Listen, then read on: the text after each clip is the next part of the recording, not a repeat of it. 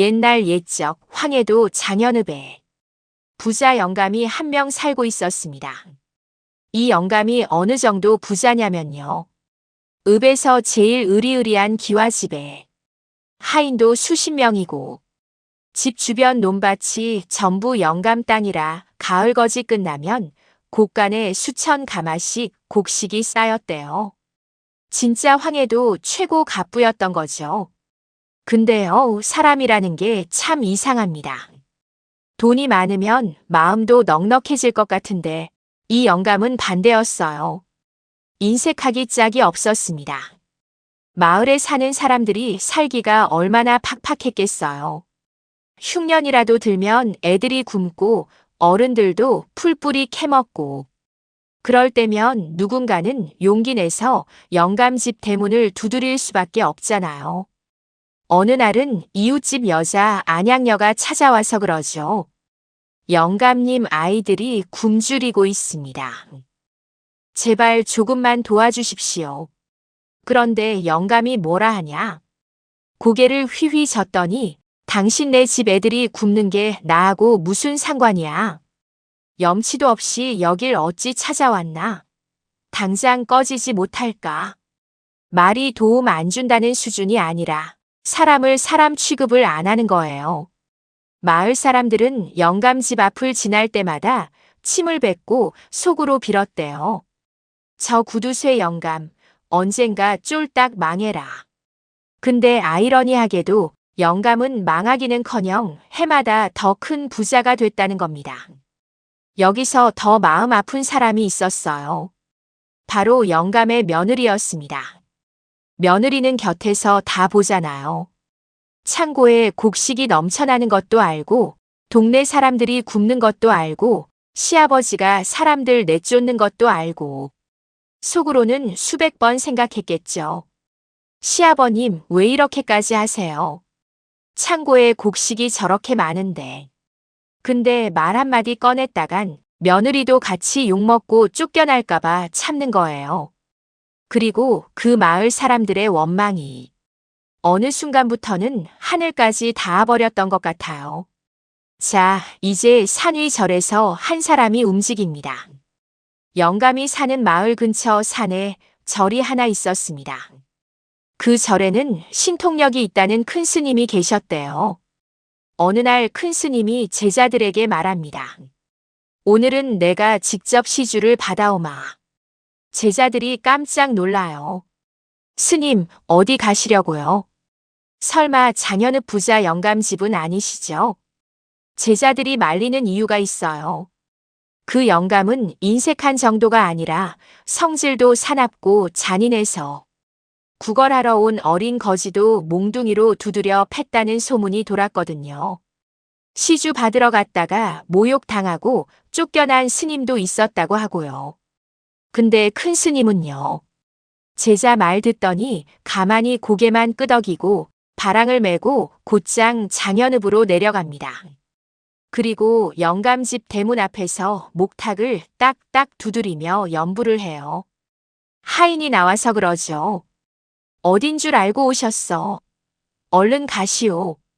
근데 스님은 꿈쩍도 안 합니다. 목탁 소리는 더 또렷해져요.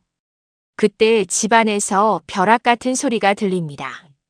어떤 미친 중놈이 감히 여기가 어디라고 찾아왔느냐. 이게요, 말만 들어도 무섭죠.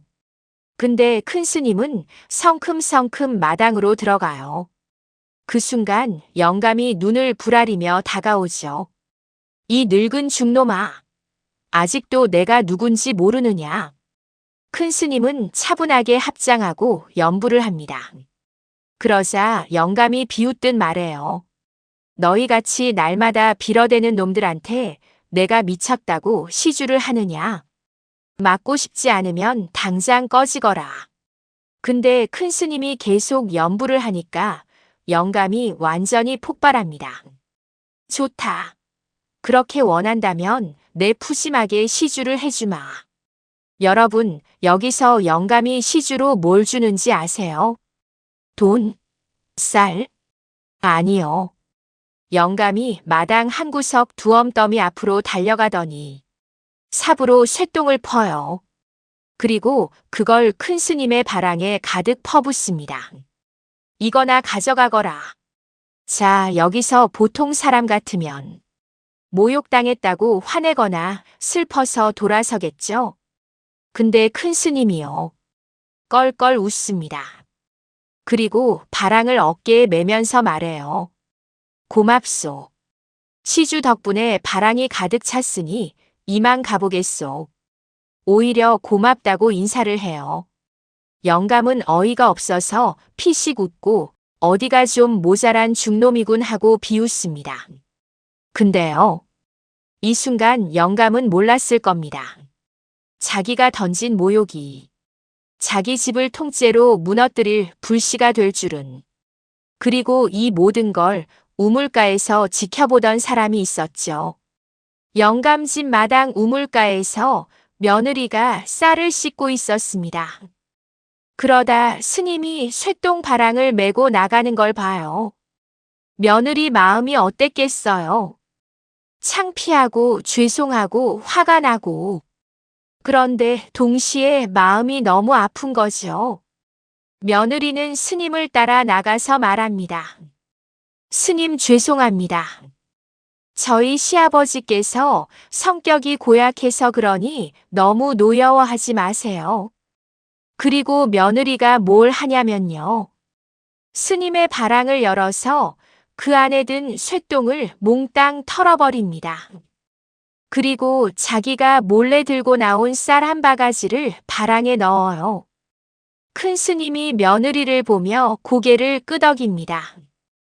용케도 이런 집에서 착한 마음을 지켰구먼. 근데 스님 얼굴이 갑자기 어두워져요. 여기서 분위기가 확 바뀝니다. 스님이 말합니다. 조금 있으면 이 집에 큰 재앙이 내릴 것이오. 예? 그게 무슨 말씀이십니까? 그 재앙은 내가 내리는 게 아니오. 하늘에서 내리는 것이오. 그러니 내 말 잘 들으시오. 시간이 별로 없어. 당장 집으로 돌아가서 중요한 것 3가지만 챙기고 뒷산으로 피하시오. 그리고 뒤에서 무슨 소리가 나더라도 절대 돌아보면 안 돼요. 여러분, 이 말이요. 진짜 쉬운 말 같은데 사람이 실제 상황에서 이걸 지키기가 얼마나 어려운지 아십니까? 뒤에서 쿵 하고 무너지는 소리가 들리면요. 내가 사랑하는 사람이 집 안에 남아있을 수도 있잖아요. 그럼 돌아보고 싶어지는 게 본능이에요. 근데 스님은 그 본능을 딱 잘라 말합니다. 절대 돌아보지 말아야 하오.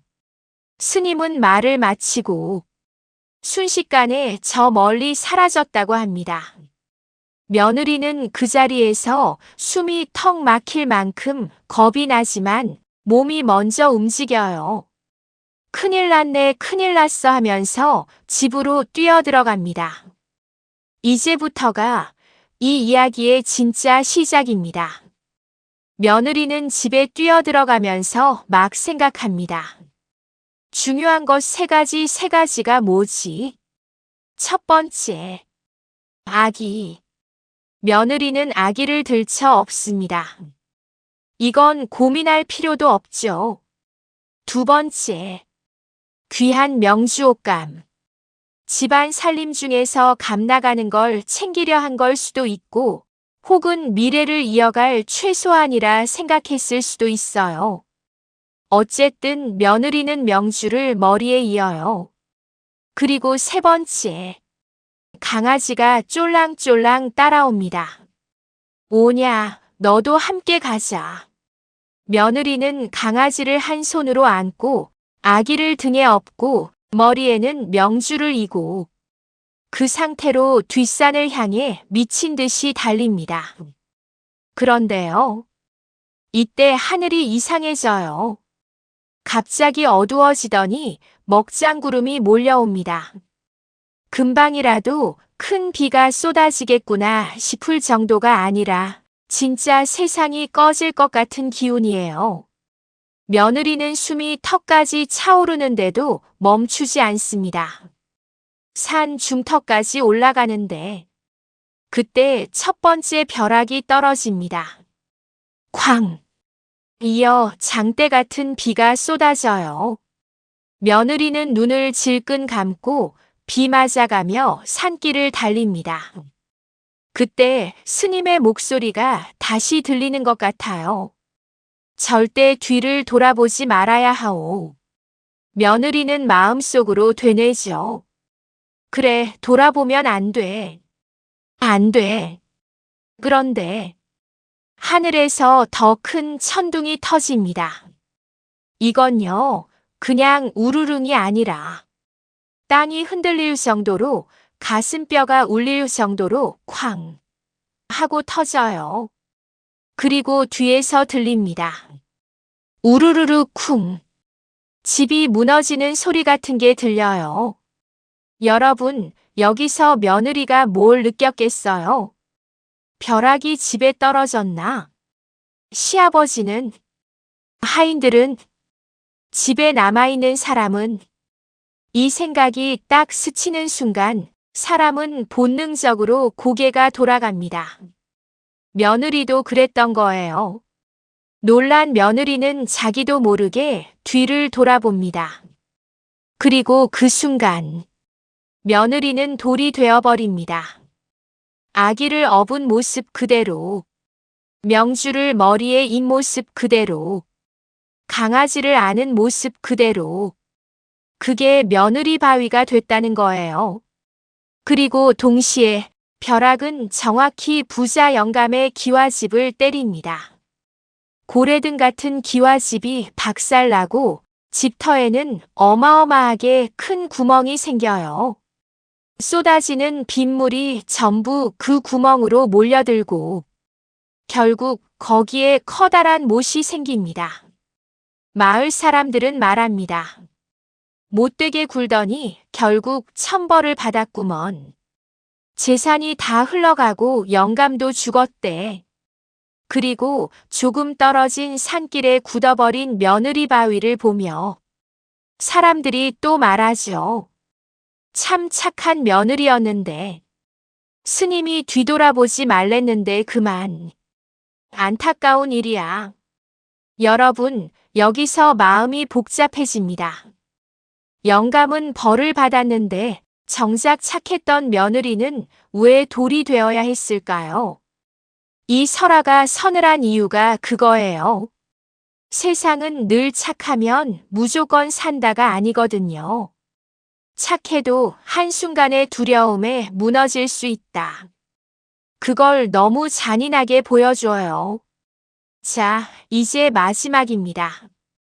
그 뒤로 장현읍에는 영감 집터에 생긴 커다란 못이 그대로 남아있다고 합니다. 사람들은 그 못을 장자못 정자못이라고 불렀대요. 정자라는 말이 큰 부자를 점잖게 이르는 말이라서요. 이 못이 또 이상합니다. 끊임없이 물이 솟아나서 마르는 법이 없대요.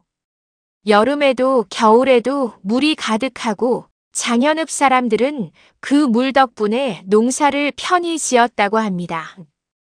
주변 논밭이 전부 그 물을 끌어다 쓴다 뭐 이런 말도 전해지고요. 사람들은 장자못을 보면서 이런 말을 한다고 해요. 평생 인색했지만 이제 저 못 덕분에 우리가 농사 짓지. 고맙다고 해야 하나 참 희한한 일이야. 나쁜 사람이 남긴 게 결과적으로 마을을 살리는 물이 된 거죠. 이게 참 씁쓸한 아이러니입니다. 그리고 산길엔 며느리 바위가 남아 있습니다. 아기를 등에 업고 머리에 명주를 이고 있는 모습 그대로. 그 곁에는 강아지 모양의 돌도 하나 있다고 해요. 그리고 마지막. 이 이야기가 전설이 된 이유는 여기에 있습니다. 지금도 장자못 주변으로 바람이 몰아치면 바람 속에서 희미하게 이런 소리가 들린다고 합니다. 절대 뒤를 돌아보지 말아야 한다. 돌아보지 말아야 한다.